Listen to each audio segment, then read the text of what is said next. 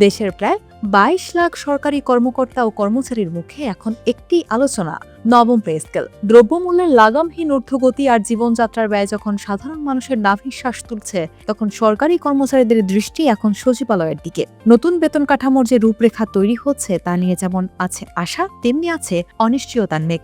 নবম pay scale নিয়ে ঠিক কি ভাবছে সরকার এবং কেন এটি বাস্তবায়নে কিছুটা বিলম্ব হওয়ার আশঙ্কা দেখা দিয়েছে। নতুন সরকার দায়িত্ব নেওয়ার পর থেকেই নবম পে স্কেল বাস্তবায়নের বিষয়টি ছিল টক অব দ্য কান্ট্রি। তবে ভূরাজনৈতিক প্রেক্ষাপট কিছুটা হলেও সরকারের পরিকল্পনায় প্রভাব ফেলেছে। বিশেষ করে ইরান ইসরায়েলের দ্বন্দ্ব এবং বিশ্বজুড়ে যুদ্ধের যে আবহ তৈরি হয়েছে তার সরাসরি প্রভাব পড়ছে জ্বালানি তেল ও আমদানি নির্ভর অর্থনীতির উপর। এই বৈশ্বিক অস্থিরতার কারণে সরকার বর্তমানে কিছুটা ধীরে চলনীতি গ্রহণ করেছে। নীতি নির্ধারকরা বলছেন, দেশের অর্থনৈতিক স্থিতিশীলতা বজায় রেখেই বেতন বৃদ্ধির চূড়ান্ত সিদ্ধান্তে পৌঁছাতে চায় সরকার।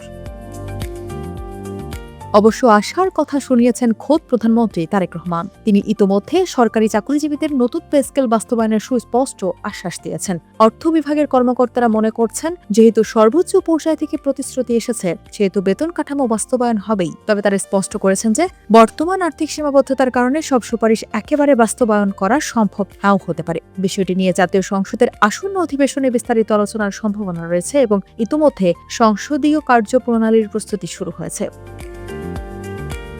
গত ১১ বছরে দুটি পে স্কেল কার্যকর হওয়ার কথা থাকলেও তা হয়নি। ফলে মাঠ পর্যায়ের কর্মচারীদের মধ্যে তৈরি হয়েছে তীব্র অসন্তোষ।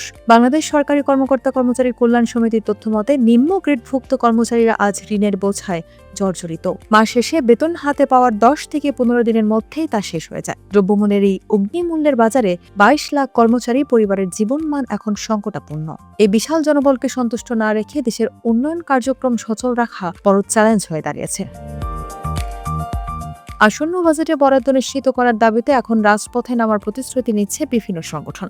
সরকারি কর্মকর্তা কর্মচারীর কল্যাণ সমিতির আহ্বায়ক আব্দুল মালেক ঘোষণা করেছেন মাসব্যাপী কর্মসূচি। আগামী ৮ই মে পটুয়াখালী, ৯ মে খুলনা এবং ১৬ মে ঢাকার জাতীয় প্রেস ক্লাবে কেন্দ্রীয় প্রতিনিধি সমাবেশ অনুষ্ঠিত হতে যাচ্ছে। তাদের দাবি একটাই, ২০২৬ থেকে ২৭ অর্থ বছরের বাজেটে নবম পে স্কেলের জন্য প্রয়োজনীয় অর্থ বরাদ্দ রাখা এবং দ্রুত গ্যাজেট প্রকাশ করা। কর্মচারীদের মতে, এই দাবি পূরণ না হলে সরকারের প্রতি তাদের ক্ষোভ আরও বাড়তে পারে।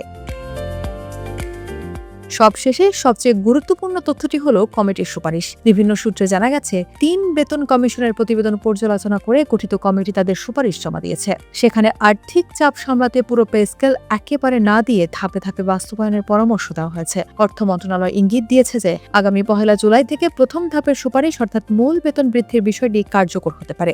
যদিও চূড়ান্ত ঘোষণা না আসা পর্যন্ত কর্মচারীদের প্রতীক্ষা ফুরাচ্ছে না, তবে ধাপে ধাপে হলেও জুলাই থেকে ইতিবাচক পরিবর্তনের স্বপ্ন দেখছেন অনেকেই। সরকার একদিকে বৈশ্বিক সংকট মোকাবিলা করছে, অন্যদিকে নিজ দেশের কর্মচারীদের জীবনমানের কথা ভাবছে। এই দুয়ের মেলবন্ধন ঘটিয়ে ১ জুলাই থেকে নবম পে স্কেলের সুফল আসবে, এমনটাই এখন সাধারণ চাকরিজীবীদের প্রত্যাশা।